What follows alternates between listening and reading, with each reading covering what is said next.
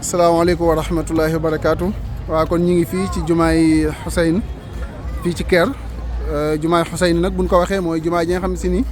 fi leen denc lenn ci jëmmi Xuseyn di sëtu Yonent bi sallallahu alayhi wa sallam ci histoire boobu ngeen xam ni moom moo xewoon fee ca Karbala. ñu ñëw fi nag ànd ak suñu papa Cheikh Bamba Dioum moom tamit mu ñëwoon fii siyaare si dëkk bi ñëw tey nag ñu ñëw fii nag ci jumaay Xuseyn incha allah mu fas yéene siyaare ci biir fas yéene siyaare jumaa ji fas yéene siyaare xabru bi incha allahu rabbi lépp luñ fi jële rek dana leen ko jottali incha allah kon moom laa àndal nii muy sunu papa Cheikh Bamba Dioum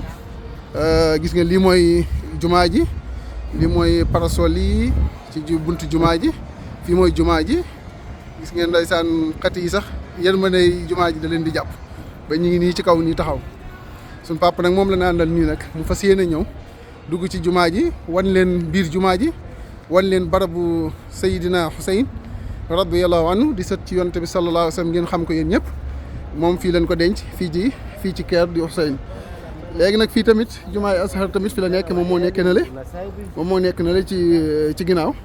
xam ne moom da nga fay jóge rek ñëw dugg fii ci jumaay Xuseyn di sët ci yonent bi sallallahu alayhi wa sallam kon suñu ànd ak suñu papa fas yéene dugg ci biir jumaa ji mu wan leen biir jumaa ji wan leen tamit xabru bi incha allah kon suñu papa mi ngi noonu waaw gis ngeen bisimilah fii mooy jumaa ji gis ngeen ko macha allah moom boo duggee rek da ngay daal di xam ni fii am na lu fi nekk daal am na looy yëg boo fi duggee waaw kon nag mi ngi nii incha allah fii mooy jumaa ji ngeen gis ko nii lii lépp ci la bokk nit ñaa ngi nii étudiants yu bari tamit fii la ni ñëw lay saan di fi révisé incha allah suñu papa ngi nii fas yéene ànd ak moom dugg ci biir barab gis ngeen fii nii mu jàkkaar lool moom mooy néegu yonente bi fi leen wax ni ay lu bari ci bagage yonente bi mi ngi fii nii ci néeg bi moom sax lañ tuddee baabul xujrati nabawiyya sallallahu alayhi wa sallam maanaam lépp loo xam si nii mi ngi bokk ci bagage yonente bi fii lañ ko dégg ci néegam bii mi ngi nii baabul xujrati nabawiyya